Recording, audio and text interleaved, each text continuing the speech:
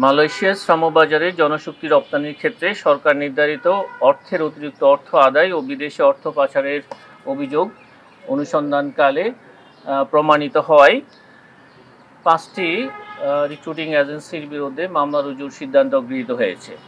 অভিযোগ সংশ্লিষ্ট 5টি কোম্পানি হচ্ছে জিএমজি ট্রেডিং লিমিটেড। অভিযোগ সংশ্লিষ্ট ব্যক্তি হচ্ছেন মোসাম্মদ মনিহার, চেয়ারম্যান মনির হোসেন, ব্যবস্থাপনা পরিচালক মোহাম্মদ গোলাম মাওলা সহ আরও 6 জন পরিচালক, মোট 6 জন। এখানে আত্মসাৎকৃত অর্থের পরিমাণ 47,40,25,000 টাকা। অভিযোগ সংশ্লিষ্ট প্রতিষ্ঠানের নাম দি জিএমজি অ্যাসোসিয়েট লিমিটেড।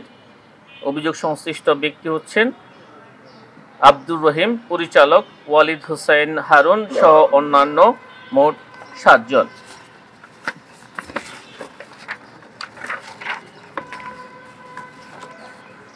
অভিযোগ সংশ্লিষ্ট প্রতিষ্ঠানের নাম কিউকে কুইক এক্সপ্রেস লিমিটেড।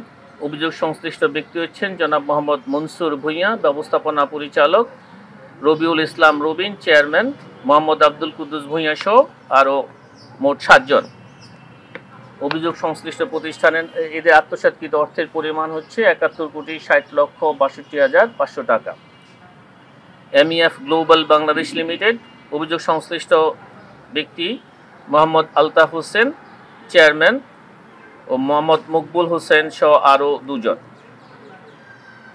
আত্মসাৎকৃত অর্থের পরিমাণ 76,48,05,000 টাকা। অভিযোগ সংশ্লিষ্ট প্রতিষ্ঠান হচ্ছে ধামাসি কর্পোরেশন লিমিটেড। অভিযোগ সংশ্লিষ্ট ব্যক্তির নাম নোমান চৌধুরী, ব্যবস্থাপনা পরিচালক, ও ওসমান গনি, চেয়ারম্যান, এছাড়া পরিচালক এনাম আহমেদ চৌধুরী, মোট 3 জন। আত্মসাৎকৃত অর্থের পরিমাণ 64,60,47,500 টাকা। মোট এই 5টি প্রতিষ্ঠানের বিরুদ্ধে আত্মসাৎকৃত অর্থের পরিমাণ হচ্ছে 314,34,72,500 টাকা।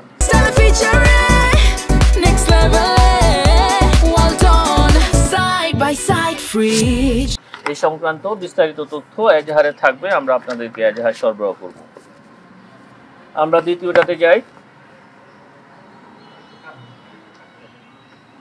অভিযোগ সংশ্লিষ্ট জনাব শাহানা হানিফ, পিতা সাবেক মেয়র মোহাম্মদ হানিফ।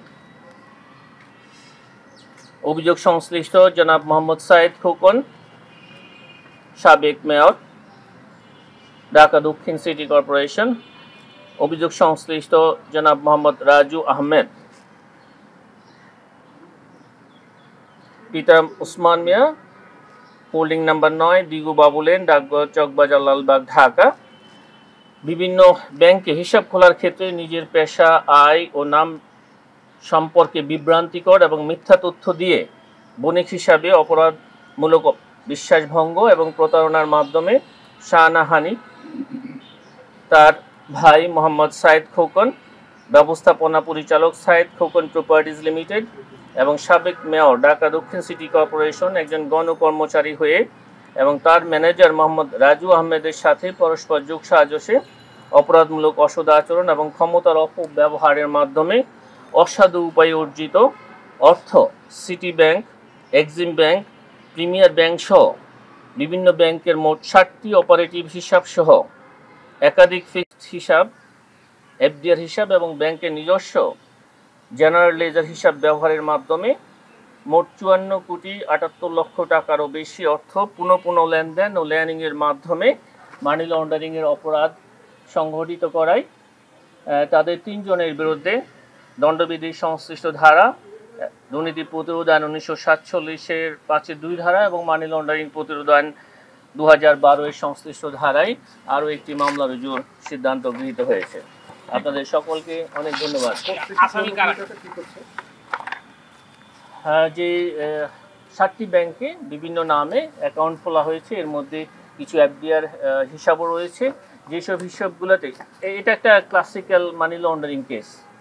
এই হিসাবে অসাধু উপায়ে অর্জিত যে অর্থ সেটা একটা ব্যাংক হিসাবে প্রথমে জমা দিয়েছে, সেই হিসাব থেকে আবার পরবর্তীতে আরেকটা হিসাবে স্থানান্তর করেছে, সেখান থেকে আবার ঘুরে এসে তাদের স্বার্থ সংশ্লিষ্ট আরেকটি প্রতিষ্ঠানে আবার ওই টাকাটা, অর্থাৎ অসাধু উপায়ে অর্জিত অর্থ এটাকে বৈধকরণের চেষ্টায় বারবার এগুলি স্থানান্তর, রূপান্তর এবং হস্তান্তর করা হয়েছে। এই প্রক্রিয়ায় মানি লন্ডারিং এর অপরাধে সংগঠিত হয় তাদের 3 জনের বিরুদ্ধে মামলা রুজুর সিদ্ধান্ত। আসামিগুলোর নাম আবার একটু বলবেন? আমি বলেছি অভিযোগ সংশ্লিষ্ট আসামি হচ্ছেন এই ক্ষেত্রে শাহানা হানিফ, সাইদ খোকন এবং জনাব মোহাম্মদ রাজু আহমেদ। আপনাদেরকে অনেক ধন্যবাদ।